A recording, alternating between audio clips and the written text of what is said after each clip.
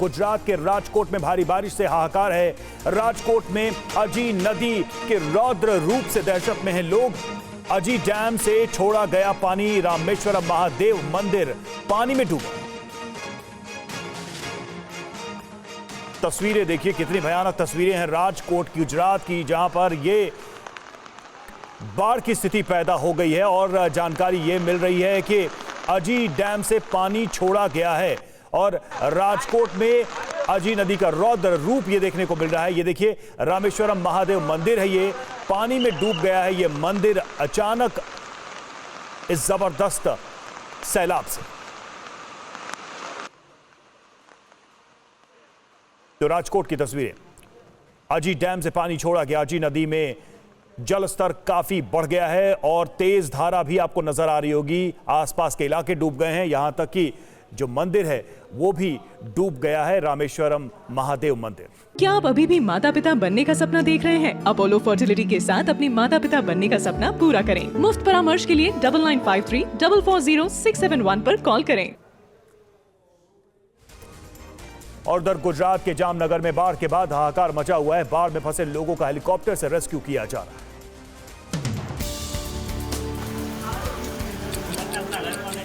बाढ़ में बहती पुलिस चौकी की ये तस्वीर गुजरात के जामनगर की है। यहाँ भारी बारिश के बाद आई बाढ़ से हालत बेकाबू हैं। कारें पानी में डूबी हुई हैं। पुलिस की चौकी बाढ़ में बह रही है। बाढ़ के कारण कई लोग फंसे हुए हैं। इधर नवागाम इलाके में फंसे 11 लोगों के रेस्क्यू के लिए हेलीकॉप्टर बुलाया गया और लोगों को सुरक्षित स्थान पर पहुंचाया गया। जामनगर इलाके में ही पानी के बीच में फंसे हुए एक युवक के रेस्क्यू के लिए भी हेलीकॉप्टर का सहारा लेना पड़ा। पानी बढ़ जाने पर जान बचाने के लिए युवक एक पिलर पर चढ़ गया था। वहीं भारी बारिश से वडोदरा में बाढ़ जैसे हालात हैं। वडोदरा में नदी के बीच में फंसे युवक का सेना ने रेस्क्यू किया। भारी बारिश गुजरात के लिए परेशानी लेकर आई है। वडोदरा में बारिश के बाद कई इलाकों में पानी भरा हुआ है। घरों से निकले लोगों को आने जाने में दिक्कतों का सामना करना पड़ रहा है। वडोदरा के स्थानीय प्रशासन ने लोगों से सतर्क रहने की अपील की है। इधर वडोदरा के बाहरी इलाके में बसे देसर गांव में एक शख्स नदी के बीच में फंस गया। सूचना मिलने पर सेना के हेलीकॉप्टर को रेस्क्यू के लिए बुलाया गया। सेना ने नदी के तेज बहाव के बीच में चट्टान पर फंसे युवक का रेस्क्यू किया। बात सूरत की करें तो सूरत में तापी नदी का जलस्तर बढ़ जाने के बाद नदी के आसपास रहने वाले लोगों की परेशानी बढ़ गई। ये तस्वीरें गुजरात के सूरत की हैं, जहां भारी बारिश के बाद उफान पर आई तापी नदी का पानी शहर में घुस गया है। शहर के निचले इलाकों में रहने वाले लोगों के घरों में पानी घुस जाने से उन्हें परेशानी का सामना करना पड़ रहा है। घरों में रखा सामान पानी पर तैर रहा है। खाने पीने का सामान खराब हो जाने से लोगों की परेशानी बढ़ गई है। जलस्तर बढ़ जाने के बाद लोगों को निचले इलाकों से सुरक्षित स्थानों पर शिफ्ट किया जा रहा है। लोग अपने अपने घरों को छोड़कर जाने को मजबूर हैं। और गुजरात के खेड़ा जिले का नाडियाद शहर तालाब बन गया है। राज्य के सबसे ज्यादा प्रभावित इलाकों में नाडियाद भी शामिल। गुजरात के खेड़ा जिले में बारिश के बाद हालात बेकाबू हैं। शहर के ज्यादातर इलाके में पानी भरा हुआ है। शहर के प्रमुख चौराहों पर इतना पानी है कि वहां से निकलना मुश्किल हो रहा है। नाडियाद शहर के अस्पताल के बाहर भी घुटनों तक पानी भरा है। शहर के अंदर सड़कों पर गाड़ियों की जगह नाव चल रही हैं। लोगों को आने जाने में भारी परेशानी का सामना करना पड़ रहा है। कई इलाकों में 3 से 4 फीट तक पानी भरा है, जो दुकानों के अंदर भी घुस गया है। ऐसे में दुकान संचालकों को अंदर रखे सामानों के खराब होने की चिंता सता रही है। और गुजरात में हो रही बारिश से गुजरात में नदियां उफान पर हैं। सभी डैम लबालब हैं। संत सरोवर डैम के 5 गेट खोले गए हैं। गुजरात में पिछले दिनों से जारी भारी बारिश से हाहाकार मचा हुआ है। गुजरात की नदियां उफान पर हैं। डैम लबालब हो गए हैं। पानी का लेवल बढ़ जाने के बाद संत सरोवर डैम के 5 गेट खोले गए हैं। साथ ही आसपास के निचले इलाकों में रहने वाले लोगों से अलर्ट रहने की अपील की गई है। डैम का गेट खोलने के बाद मौके पर मछली पकड़ने वालों की भी भीड़ लग गई। कई लोग लापरवाही कर जान जोखिम में डालते हुए नजर आए। मछली पकड़ने के लालच में कई लोग पानी के तेज बहाव के पास तक पहुँच गए। और गुजरात के अहमदाबाद में जारी बारिश लोगों के लिए परेशानी का सबब बन गई है। लोग घुटने तक पानी में आने जाने को मजबूर। भारी बारिश के बाद अहमदाबाद की सड़कें तालाब बन गई हैं। बारिश के बाद अहमदाबाद के मणिनगर इलाके में जल भराव की स्थिति पैदा हो गई है। इससे लोगों को आने जाने में दिक्कतों का सामना करना पड़ा। लोग सड़क पर घुटने तक पानी में निकलने को मजबूर हैं। कई इलाकों में 3 से 4 फीट तक पानी भर जाने से लोगों के घर में पानी भर गया। लगातार हो रही बारिश से अहमदाबाद नगर निगम के दावों की भी पोल खोल दी है। जल भराव के कारण लोगों का जनजीवन अस्त व्यस्त हो गया है। इधर मौसम विभाग ने आने वाले दिनों में भी भारी बारिश का अलर्ट जारी किया है। गुजरात के नडियाद में बाढ़ में फंसे 15 लोगों का रेस्क्यू किया गया। ये रिपोर्ट थी। गुजरात में बाढ़ के बाद हालात बेकाबू हैं। लाखों लोग बाढ़ से प्रभावित हैं। ऐसे ही हाल खेड़ा जिले के नडियाद में भी है। यहाँ बिलोदरा सीमा के पास शेडी नदी में बाढ़ आ जाने से 15 लोग एक गौशाला में फंस गए। सूचना मिलते ही मौके पर पहुंची स्थानीय प्रशासन की टीम ने लोगों को रेस्क्यू का काम शुरू कर दिया। बोट की मदद से 12 घंटे से फंसे इन लोगों का रेस्क्यू किया गया। बता दें कि शेडी नदी में अचानक बाढ़ आ जाने के बाद ये लोग निकलने में कामयाब नहीं हो पाए थे और गौशाला में फंस गए थे। और गुजरात में बारिश से बने हालात पर नजर रखने के लिए बनाए गए कंट्रोल रूम का सीएम भूपेंद्र पटेल ने दौरा किया। गुजरात में भारी बारिश के बाद बने हालातों पर सीएम भूपेंद्र पटेल लगातार नजर बनाए हुए हैं। हालातों की जानकारी लेने के लिए सीएम भूपेंद्र पटेल मंगलवार को अहमदाबाद में बनाए गए कंट्रोल रूम पहुंचे। सीएम ने राहत और बचाव कार्य की जानकारी ली, साथ ही अधिकारियों की बैठक भी ली। सीएम ने अधिकारियों को अलर्ट रहने और राहत बचाव में लापरवाही नहीं बरतने के निर्देश दिए। साथ ही जिन इलाकों में जल भराव की समस्या है वहां पहुंचकर तत्काल निराकरण करने के भी निर्देश दिए। बात बंगाल की। आज बीजेपी का बंगाल बंद। बीजेपी ने 12 घंटे बंद का किया ऐलान। बीजेपी नेता अग्निमित्र पॉल धरने पर बैठी। सुबह 6 बजे से शाम 6 बजे तक बंद का आह्वान।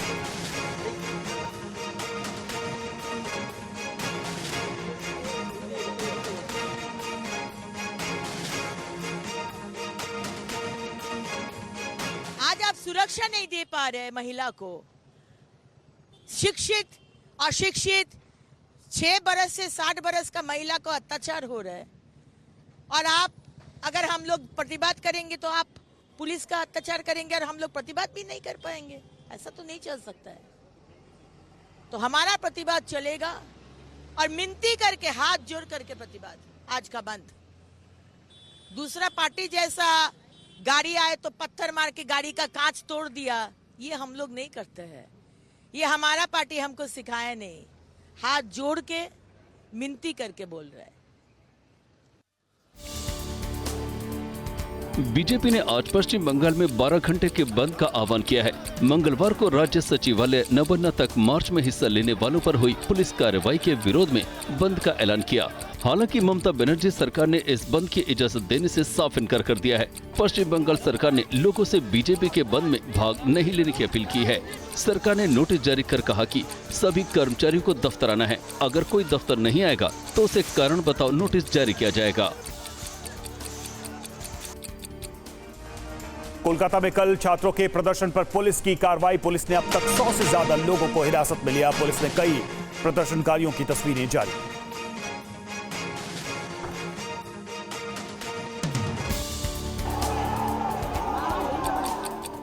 कोलकाता के आर्टिकर अस्पताल में ट्रेनी महिला डॉक्टर के साथ हुई दरिंदगी ने पूरे देश को झकझोर कर रख दिया।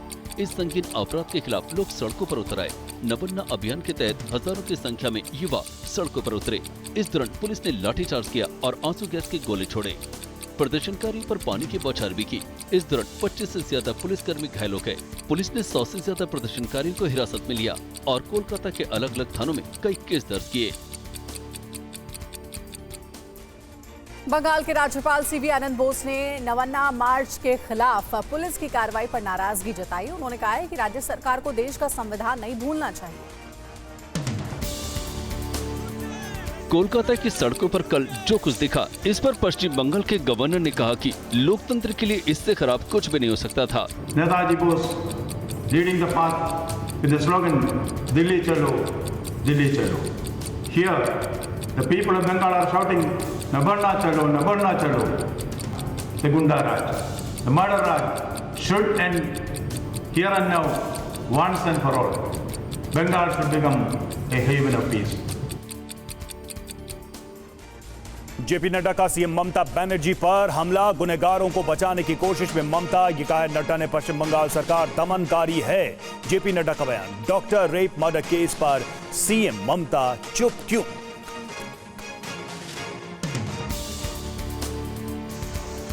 ट्रेनी महिला डॉक्टर से दरिंदगी के बाद उसकी हत्या मामले में बीजेपी अध्यक्ष जेपी नड्डा ने ममता सरकार पर हमला बोला है। उन्होंने कहा कि ममता बनर्जी गुनहगारों को बचाने का प्रयास कर रही हैं। ममता बनर्जी की सरकार और उनकी बर्बर पुलिस द्वारा इंसाफ की मांग कर रहे डॉक्टरों, बंगाल के युवाओं और महिलाओं पर जो हिंसा और दमनकारी चक्र और का जो तांडव देखा गया है वह निंदनीय तो है ही, साथ में वह मानवता को भी शर्मसार करने वाला है। कोलकाता केस के आरोपी संजय रॉय पर बड़ा खुलासा हुआ है। आरोपी संजय रॉय की बाइक पर बड़ा खुलासा हुआ है। संजय रॉय को पुलिस वेलफेयर विभाग से मिली थी बाइक। पुलिस की दी हुई बाइक से चलता था संजय रॉय। घटना के दिन संजय राय इस बाइक को लेकर सोनागाछी गया था, फिर चेतला गया था और उसमें अपने दोस्त को सौरभ को बिठा के इसी बाइक पर लेके आया था। यही वजह है कि यह बाइक सुर्खियों में है। हालांकि सोशल मीडिया में यह कन्फ्यूज़न फैलाया गया कि ये बाइक कोलकाता पुलिस के नाम पे रजिस्टर्ड है, लेकिन दरअसल कोलकाता पुलिस के नाम पे कोई भी अगर व्हीकल की प्रॉपर्टी होती है तो वो रजिस्टर्ड होती है। इसका मतलब ये नहीं कि कमिश्नर और पुलिस की एक पर्सनल कोई बाइक थी। ये बड़ा सवाल है। आखिरकार पुलिस के कौन से ऐसे आदमी थे जिनका बर्दाश्त संजय राय के ऊपर था, जिसकी वजह से वो इस तरह की गाड़ी का इस्तेमाल कर पाता था। और विधानसभा में सीएम हेमंता के बयान पर हंगामा। सीएम हेमंता ने कहा असम को मियां भूमि नहीं बनने दूंगा। विपक्ष ने सीएम पर लगाया था पक्षपात का आरोप। मिया मुसलमान मानुखिनिये गोटे अहम लबई आमिओ लब निदिও হৈ গল आमिओ लब निदिও আপোনালোকে আজি হাউছত কলে যে আমি লমে আৰু মই কৈছো আপোনালোকক আমি লব নিদিও बस মই हेमंता बिस्वा शर्मा ने ये बयान विपक्ष को घेरते हुए उस समय दिया जब विधानसभा में विपक्षी दल नागांव में एक नाबालिग लड़की से बलात्कार के मामले को लेकर स्थगन प्रस्ताव लाए थे। यूपी में 8 रेलवे स्टेशनों के नाम बदल दिए गए हैं। अब इन स्टेशनों के नाम जिले की धार्मिक पहचान और महापुरुषों के नाम पर दिए गए हैं। उत्तर रेलवे की तरफ से जिन रेलवे स्टेशनों का नाम बदलने को लेकर नोटिफिकेशन जारी किया गया, उनमें फुर्सतगंज रेलवे स्टेशन का नाम बदलकर तपेश्वर नाथ धाम रखा गया है।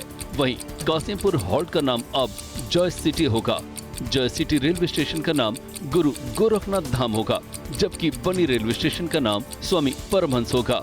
मिसरौली का नाम मां कालीकंद धाम होगा। निहालगढ़ का नाम महाराजा बिजली पासी होगा। वारिसगंज का नाम अमर शहीद भाले सुल्तान होगा और अकबरगंज का नाम मां अहोरवा भवानी धाम से जाना जाएगा। और उत्तर प्रदेश में 8 रेलवे स्टेशन के नाम बदलने पर समाजवादी पार्टी अध्यक्ष अखिलेश यादव ने तंज कसा है। लखनऊ डिवीजन के कासिमपुर हॉल्ट, जैश, मिसरौली, बानी, निहालगढ़, अकबरगंज, वजीरगंज हॉल्ट, फुर्सतगंज ये वो रेलवे स्टेशन हैं जिनके नाम अब बदल दिए गए हैं। इस मामले में अखिलेश यादव ने बीजेपी पर निशाना साधा है। अखिलेश ने सोशल मीडिया पोस्ट कर कहा कि भाजपा सरकार से आग्रह कि रेलवे स्टेशनों के सिर्फ नाम नहीं हालात भी बदले और जब नाम बदलने से फुर्सत मिल जाए तो रिकॉर्ड कायम करते रेल एक्सीडेंट्स के हादसों के रोकथाम के लिए भी कुछ समय निकालकर विचार करें। और वहीं रेलवे बोर्ड के नए चेयरमैन के नाम का ऐलान किया गया है। सतीश कुमार 1 सितंबर को रेलवे बोर्ड के चेयरमैन और सीईओ का कार्यभार संभालेंगे। इंडियन रेलवे मैकेनिकल इंजीनियर सेवा के अधिकारी सतीश कुमार रेलवे बोर्ड के नए चेयरमैन और मुख्य कार्यकारी अधिकारी होंगे। सतीश कुमार ने 5 जनवरी 2024 को रेल मंत्रालय में रेलवे बोर्ड में सदस्य ट्रैक्शन एंड रोलिंग स्टॉक का कार्यभार संभाला था। उन्होंने अप्रैल 2017 से अप्रैल 2019 तक उत्तर रेलवे के लखनऊ मंडल के मंडल रेल प्रबंधक के रूप में भी काम किया। DRM लखनऊ के रूप में उनके कार्यकाल के दौरान बड़ी संख्या में बुनियादी ढांचे के काम पूरे किए गए। 1986 बैच के अधिकारी सतीश कुमार मौजूदा चेयरमैन जय वर्मा सिन्हा की जगह लेंगे। मोदी सरकार के तीसरे कार्यकाल में पहली मंत्रिपरिषद की बैठक आज है। कई मंत्रालय विकसित भारत 2047 के रोड मैप पर देंगे प्रेजेंटेशन। नए बने मंत्रियों का मार्गदर्शन करेंगे पीएम मोदी के तीसरे कार्यकाल में मंत्रिपरिषद की आज पहली बैठक होगी। इस बैठक में कई महत्वपूर्ण मुद्दे पर चर्चा होगी। इस महत्वपूर्ण मीटिंग में सरकार की प्राथमिकताओं, नीतियों और कार्यक्रमों पर चर्चा होगी। सरकार विकसित भारत 2047 के रोड मैप को लक्ष्य बनाकर इंफ्रास्ट्रक्चर विकास, सामाजिक विकास, तकनीकी प्रगति के संबंधित मंत्रालयों को अपने अपने एजेंडे देने को कहा है। पीएम मोदी नए मंत्रियों को मार्गदर्शन भी देंगे। इस मीटिंग में 3 या 4 मंत्रालयों का प्रेजेंटेशन भी हो सकता है, जिससे भविष्य का रोड मैप तैयार किया जाएगा। और 3 देशों के दौरे पर जाएंगे प्रधानमंत्री मोदी। 5 सितंबर से शुरू हो सकता है पीएम का विदेश दौरा। सिंगापुर और ब्रुनेई का दौरा करेंगे प्रधानमंत्री। पीएम मोदी सितंबर में 3 देशों की यात्रा पर जाएंगे। पहले चरण के दौरे में उन्हें थाईलैंड भी जाना था, लेकिन बिम्स्टेक सम्मेलन स्थगित होने की वजह से अब थाईलैंड नहीं जाएंगे। ऐसे में पीएम अब पहले चरण में सिंगापुर और ब्रुनेई जाएंगे। प्रधानमंत्री मोदी दूसरे चरण में अमेरिका जाएंगे, जहां वो संयुक्त राष्ट्र महासभा को संबोधित भी करेंगे। इस दौरे पर प्रधानमंत्री न्यूयॉर्क में भारतीय समुदाय को भी संबोधित करेंगे। पीएम मोदी हाल ही में पोलैंड और यूक्रेन के दौरे से लौटे हैं। उनके इस दौरे पर दुनिया भर की नजर है। राहुल गांधी के अमेरिका दौरे में बदलाव। विधानसभा चुनाव के चलते दौरे में बदलाव किया गया है। 10 से 12 दिन के दौरे को छोटा किया गया है। राहुल के दौरे के बीच प्रियंका संभालेंगी प्रचार की कमान। 15 से ज्यादा चुनावी रैलियों को संबोधित करेंगी प्रियंका।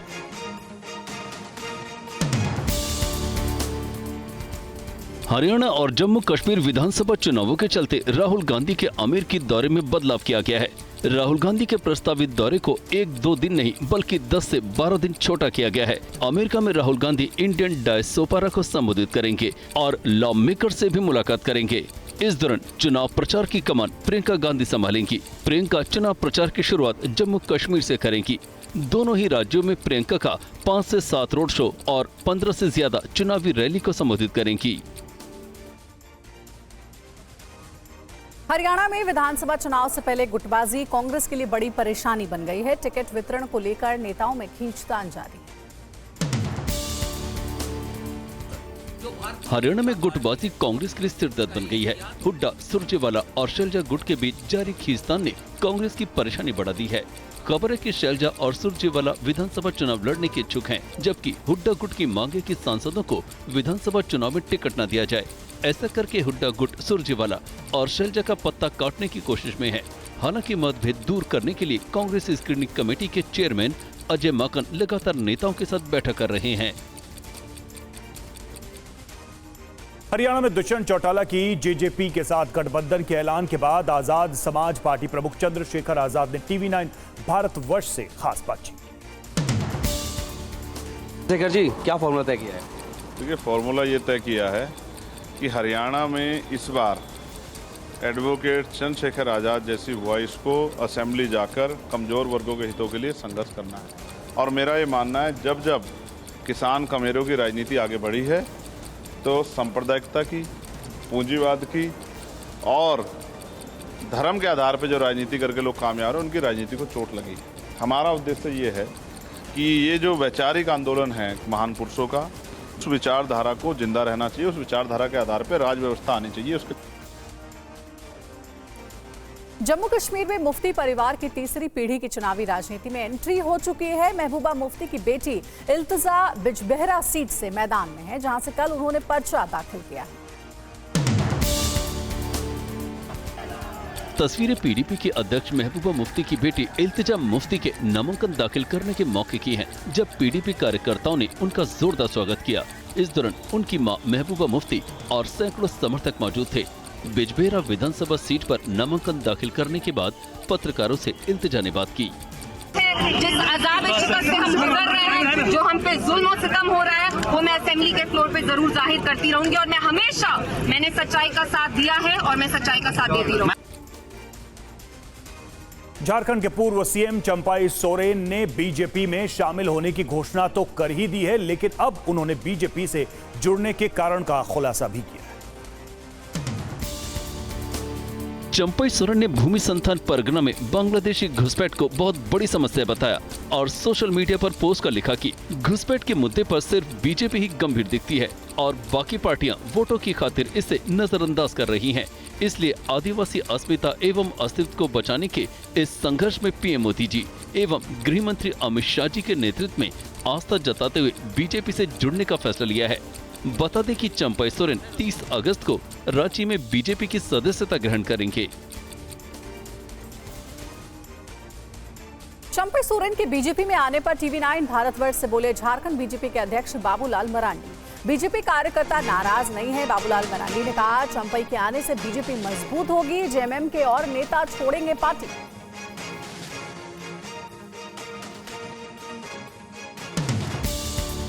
जब से हेमंत सोरेन के नेतृत्व में सरकार बनी उसे सब लोग दुखी हैं, क्योंकि हेमंत सोरेन के चारों तरफ जमीन के दलाल है, बालू के दलाल है, कोयला के दलाल है, पत्थर के दलाल है और एक प्रकार से ब्रोकर लोग वहाँ सरकार और सत्ता को लोग चला रहे हैं।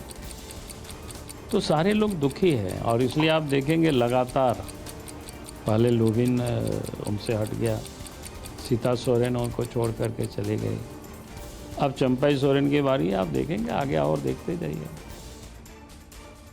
दिल्ली शराब घोटाला मामले में तिहाड़ में बंद तेलंगाना के पूर्व मुख्यमंत्री के चंद्रशेखर की बेटी और बीआरएस नेता के कविता 5 महीने बाद जेल से बाहर आई। तिहाड़ जेल के बाहर बीआरएस के कार्यकर्ताओं की भीड़ ने के कविता का कुछ इस अंदाज में स्वागत किया। कविता के स्वागत में ढोल, नगाड़े और पटाखे भी जलाए गए। के कविता को सुप्रीम कोर्ट ने सीबीआई और ईडी की तरफ से दर्ज मामलों में जमानत दी। जेल से निकलने के बाद के कविता अपने बेटे, पति और भाई से मिलकर भावुक हो गई। लेकिन इस स्थिति के लिए जो रिस्पॉन्सिबल है वो सिर्फ और सिर्फ राजनीति है। आप सभी जानते हो, पूरा देश जानता है, सिर्फ राजनीति की वजह से हमें जेल में डाला गया है, हमारा कोई गलती नहीं है। महाराष्ट्र के सिंधुदुर्ग में छत्रपति शिवाजी महाराज की मूर्ति ढहने की घटना पर सियासत तेज हो गई है। आज विपक्ष के कई नेता प्रदर्शन करेंगे। महाराष्ट्र में छत्रपति शिवाजी महाराज की मूर्ति ढहने पर सियासी बयानबाजी जारी है। विपक्ष महायुति सरकार पर हमलावर है। आज सुबह 10 बजे समूचा विपक्ष एकजुट होगा और शिवाजी के अपमान के नाम पर सड़क पर सिर्फ उतरेगा ही नहीं बल्कि मोर्चा निकालकर प्रदर्शन करेगा। इस दौरान महाविकास आघाड़ी के कई प्रमुख नेता मौजूद रहेंगे। वहीं दूसरी तरफ सांसद नारायण राणे दोपहर 12 बजे राजकोट किले का दौरा करेंगे। इसके बाद 1 बजे प्रेस कॉन्फ्रेंस कर विपक्ष की शिवाजी वाली सियासत का जवाब देंगे। और किसानों पर कंगना रनौत के बयान को लेकर समाजवादी पार्टी अध्यक्ष अखिलेश यादव ने बीजेपी पर निशाना साधा है। अखिलेश यादव ने एक्स पोस्ट पर लिखा कि ये बीजेपी की स्क्रिप्ट है जिसे एक अभिनेत्री शीर्ष निर्देशक के कहने पर संवाद के रूप में पढ़ रही है। जब एक सामान्य नेता ये समझता है कि किसानों के प्रदेश में किसान आंदोलन पर अपशब्द कहने से नुकसान होगा, तो क्या भाजपा चाणक्य ये नहीं समझते हैं? इस प्रकरण की असली सच्चाई ये है कि जानबूझकर ये बात कहलवाई गई जिससे हरियाणा में पहले से तय हार का कारण अभिनेत्री के बयान को बनाया जा सके और उस हार का दोष शीर्ष नेतृत्व पर न हो। ये बयान नहीं, किसी को बचाने की शब्द ढाल है।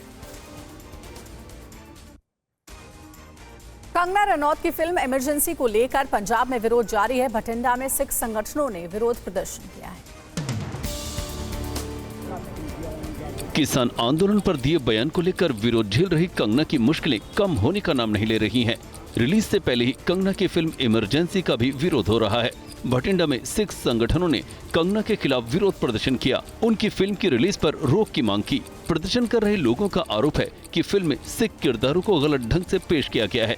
विरोध कर रहे संगठन ने भटिंडा के सिनेमाघरों के संचालकों से मुलाकात कर फिल्म का प्रदर्शन नहीं करने की भी मांग की। बिजनौर में एक महिला की मौत के बाद परिवार ने पुलिस पर बदसलूकी के आरोप लगाए। देखिए पूरी रिपोर्ट। उत्तर प्रदेश के बिजनौर में एक महिला की मौत के बाद हंगामा हो गया। दरअसल पुलिस को 112 पर शिकायत मिली थी कि किरतपुर के खटाई गांव में एक घर में गौकशी हो रही है। मौके पर पहुंची पुलिस की जांच में शिकायत गलत पाई गई। छापेमारी के कुछ घंटों बाद घर में एक बीमार महिला की मौत हो गई। परिवार का आरोप है कि छापेमारी के दौरान पुलिस कर्मियों ने धक्का मुक्की की थी। शिकायत पर संज्ञान लेते हुए एसपी ने मामले की जांच के आदेश दे दिए हैं। साथ ही 4 पुलिस कर्मियों को लाइन अटैच कर दिया।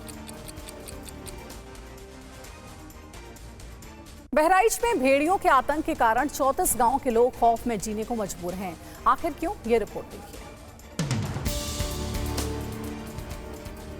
उत्तर प्रदेश में बहराइच में भेड़ियों के एक झुंड ने आतंक मचा रखा है। ये भेड़िए अभी तक 9 लोगों को अपना शिकार बना चुके हैं। भेड़ियों के हमले से 45 से ज्यादा बच्चे घायल हैं। इन्हें पकड़ने के लिए 11 टीम लगाई गई हैं। गाँव वालों की हिफाजत के लिए युवाओं के ग्रुप पहरेदारी कर रहे हैं। बीजेपी विधायक सुरेश्वर सिंह ने भी इलाके में डेरा डाला हुआ है। विधायक खुद राइफल लेकर गांव वालों के साथ निगरानी कर रहे हैं। फिर भी 34 से ज्यादा गांव के लोग दहशत में रहने को मजबूर हैं। भेड़ियों के आतंक के बीच लोगों को जागरूक करने के लिए बहराइच पुलिस गांव-गांव में मुनादी करवा रही है। आप सभी जनता से सादर आग्रह है कि अपनी तथा अपने बच्चों की सुरक्षा को ध्यान में रखते हुए बच्चों को अपने से अलग न रखें। खेत जाते समय सावधानी बरतें तथा अपने साथ डंडा व छोटी कुल्हाड़ी अवश्य ले जाएं। रात में सोते समय घरों का दरवाजा बंद रखें। यदि बिजली नहीं है तो घरों की छतों पर बच्चों को लेकर सोएं। 18 अगस्त को जयपुर से किडनैप किए गए अनुज को जयपुर पुलिस ने हिमाचल के सोलन से किडनैपर्स के चंगुल से मुक्त करवा लिया है। इस ऑपरेशन को पुलिस ने चेकमेट नाम दिया था। अनुज खड़ा बेटा, खड़ा हो जा। पुलिस मस्त रह। जयपुर पुलिस, हाय, हेलो। ये वीडियो है हिमाचल के सोलन से किडनैपर से मुक्त करवाए गए अनुज का। 18 अगस्त को जयपुर की नाहरगढ़ की पहाड़ियों से अनुज को किडनैप किया गया था। पुलिस ने इस मामले में एक सॉफ्टवेयर इंजीनियर समेत 5 लोगों को गिरफ्तार किया है, जिसमें एक महिला भी शामिल है। अनुज अपने दोस्त के साथ नाहरगढ़ की पहाड़ियों पर घूमने गया था। इस दौरान आरोपियों ने अच्छा पहनावा देखकर उसे किडनैप कर लिया था और परिवार से 20 लाख की फिरौती की मांग की थी। यूपी के कौशाम्बी में 3 दिनों की छुट्टी के दौरान सरकारी स्कूल परिसर में कब्र बनाने का मामला सामने आया है। कौशाम्बी के अषाढ़ गांव में प्राथमिक विद्यालय में कब्र बनाने का मामला सामने आया है। हेडमास्टर की शिकायत के बाद मौके पर पहुंची पुलिस ने एफआईआर दर्ज कर 2 लोगों को गिरफ्तार किया है। सरकारी स्कूल के अंतर्गत कुछ लोगों के द्वारा एक कब्र बनाई जा रही थी। सूचना प्राप्त होते ही तत्काल पुलिस फोर्स मौके पर गई है। जो आरोपी हैं उनको हिरासत में लेकर उनके विरुद्ध आवश्यक विधिक कार्रवाई की जा रही है। हेडमास्टर का आरोप है कि 3 दिनों की छुट्टी के बाद जब स्कूल खोला गया तो स्कूल की बाउंड्री के अंदर कब्र दिखाई दी, जिसके बाद उन्होंने पुलिस में शिकायत दर्ज करवाई थी। वर्ल्ड क्रिकेट में भारत का दबदबा कायम है। बीसीसीआई के सचिव जय शाह आईसीसी के नए चेयरमैन चुने गए हैं। भारतीय क्रिकेट कंट्रोल बोर्ड के सचिव Jay Shah international cricket council के नए चेयरमैन चुने गए हैं। जय शाह आईसीसी चेयरमैन पद के लिए आवेदन करने वाले अकेले आवेदक थे। ऐसे में वो निर्विरोध ही आईसीसी के चेयरमैन चुने गए। जय शाह 1 दिसंबर से आईसीसी के चेयरमैन का पद संभालेंगे। बता दें कि आईसीसी के मौजूदा चेयरमैन ग्रेग बर्कले का कार्यकाल 30 नवंबर को खत्म हो रहा है। वो लगातार दूसरी बार इस पद पर रहे हैं, मगर उन्होंने हाल ही में तीसरे कार्यकाल की दौड़ से खुद को अलग कर लिया था। और अब एक ऐसी खबर जो आपके लिए बेहद जरूरी है, क्योंकि साइबर फ्रॉड देश में किस कदर फैल चुका है कि देश के चीफ जस्टिस ऑफ इंडिया के नाम पर भी ठगी की जा रही है। मामला उस वक्त शुरू हुआ जब सोशल मीडिया पर एक पोस्ट वायरल हुआ। वायरल हो रहे स्क्रीनशॉट को भेजने वाले शख्स ने लिखा, हेलो, मैं सीजीआई हूँ। मेरी कॉलेजियम को लेकर अर्जेंट मीटिंग है। मैं कनॉट प्लेस में फंस गया हूँ। क्या आप कैब के लिए 500 रुपए भेज सकते हैं? मैं रुपए कोर्ट पहुँचते ही लौटा दूंगा। साइबर धोखाधड़ी करने वालों ने सीजीआई चंद्रचूड़ के नाम पर पैसों की मांग की। मामला सामने आने के बाद सुप्रीम कोर्ट प्रशासन ने शिकायत दर्ज कराई है। यूरोपीय देश क्रोएशिया के जंगलों में लगी आग के शहर के नजदीक पहुंच चुकी है। ऐसे में आग पर काबू पाने के लिए युद्ध स्तर पर काम किया जा रहा है। क्रोएशिया के जंगलों में कई दिनों से जारी आग को बुझाने के लिए लगातार फायर फाइटर जुटे हुए हैं। मंगलवार को ये आग शहर के नजदीक तक पहुंच गई। आग को शहर की तरफ बढ़ने से रोकने के लिए फायर फाइटर्स पूरी रात मशक्कत करते रहे। क्रोएशिया के स्थानीय प्रशासन का कहना है कि आग पर पूरी तरह काबू नहीं पाया जा सका है, लेकिन स्थिति को काबू में कर लिया गया है। सुबह तक आग को शहर के करीब पहुंचने से रोक लिया गया है। जंगल के अंदरूनी हिस्सों में लगी आग पर काबू पाने के लगातार प्रयास किए जा रहे हैं।